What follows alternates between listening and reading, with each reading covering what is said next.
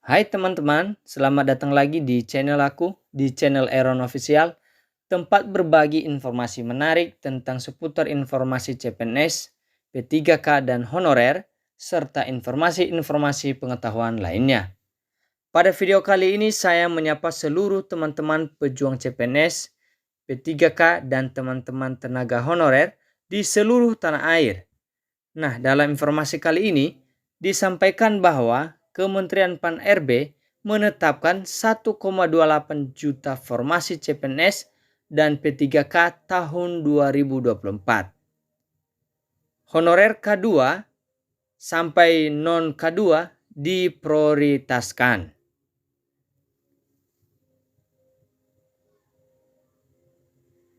Dikutip dari jpnn.com, Kementerian Pendayagunaan Aparatur Negara dan Reformasi Birokrasi atau Kemenpan-RB menetapkan formasi CPNS dan P3K tahun 2024. Menurut Menpan-RB Azwar Anas, pihaknya telah menerima usulan kebutuhan ASN dari berbagai instansi pusat dan daerah sebesar 1,38 juta formasi. Nah, berdasarkan informasi di tahun ini teman-teman, bahwa pemerintah membuka formasi CASN besar-besaran, yaitu 2,3 juta formasi dalam 3 tahap.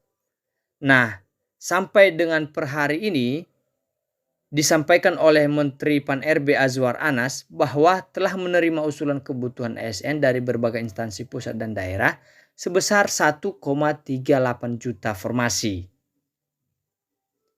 Dari jumlah tersebut yang sudah ditetapkan, formasinya sebanyak 1,28 juta untuk memenuhi kebutuhan ASN secara nasional sebesar 2,3 juta secara bertahap. Terang Menteri Anas di sela-sela rapat koordinasi persiapan pengadaan ASN tahun 2024, Kamis 14 Maret tahun 2024. Nah, kita tahu teman-teman bahwa formasi CPNS pada tahun ini, tahun 2024, dibuka sebesar 2,3 juta yaitu dalam 3 tahap. Nah, untuk tahap pertama ini sudah ditetapkan oleh Kementerian Pan-RB yaitu sebanyak 1,28 juta untuk memenuhi kebutuhan ASN.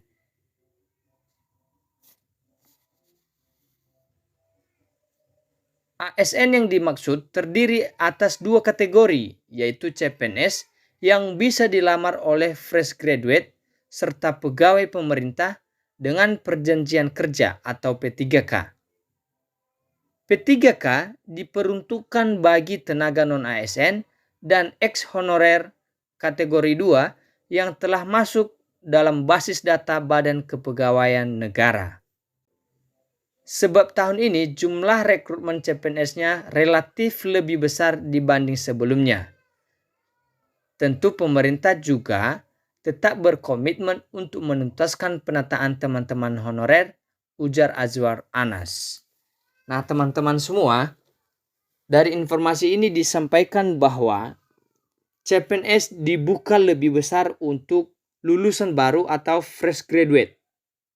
Seperti yang telah dijelaskan dalam video sebelumnya, bahwa pemerintah itu lebih memprioritaskan CPNS untuk lulusan baru atau fresh graduate dan P3K untuk teman-teman tenaga honorer yang telah terdata dalam database Badan Kepegawaian Negara. Mulai dari pegawai non-ASN, tenaga honorer kategori 2. Nah, itulah yang akan lebih difokuskan dalam formasi P3K tahun ini. Anas mengatakan, pemerintah menyiapkan ASN talenta digital dari kalangan fresh graduate yang akan menjadi akselerator mesin birokrasi dan pelayanan publik.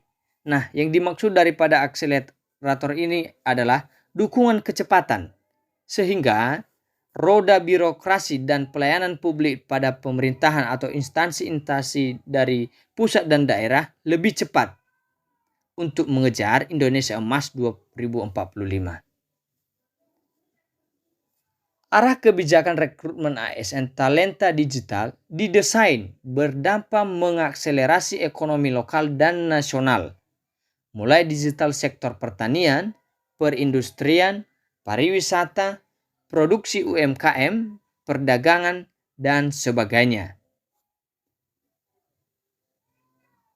Dia menambahkan, talenta digital yang akan direkrut bukan hanya pada sektor hilir, seperti digital marketing, tetapi juga di sektor hulu, yaitu di bagian lini produksi. Nah, teman-teman, pada tahun ini pemerintah membuka formasi CPNS dengan mempertimbangkan beberapa hal yang berdampak pada akselerasi ekonomi lokal dan nasional.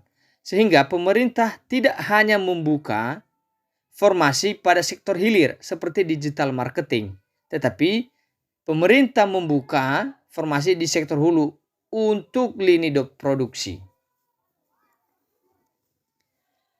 Menteri Pendayagunaan Aparatur Negara dan Reformasi Birokrasi atau PAN-RB Abdullah Azwar Anas menyampaikan beberapa prioritas sumber daya manusia untuk memenuhi kebutuhan calon aparatur sipil negara atau CASN tahun 2024. Salah satunya adalah fresh graduate yang memiliki kemampuan digital menjadi salah satu sasaran SDM yang akan direkrut pada seleksi CASN tahun 2024.